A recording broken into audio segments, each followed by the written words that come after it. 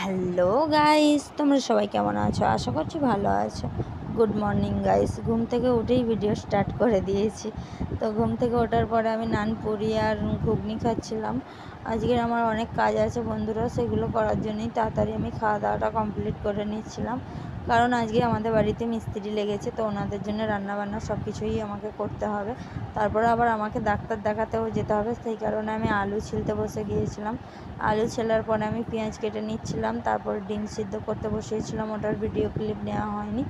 ডিম সিদ্ধটা আমি ঠান্ডা জলে দিয়ে, গরম জল থেকে তুলে ঠান্ডা জলে দিয়ে আমি ডিমটা সিদ্ধ খোলা ছাড়িয়ে নিচ্ছিলাম। খোলাটা ছাড়ানোর পরে বন্ধুরা আমি রান্না করছিলাম, কিন্তু রান্না করার সময় আমি আর কোনো ভিডিও ক্লিপ নিতে পারিনি।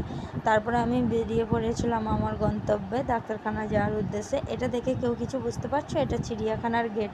তারপর আমি ডাক্তার দেখাতে চলে গিয়েছিলাম। এই যে আমি দাঁড়িয়ে আছি, সামনে একজন পেশেন্ট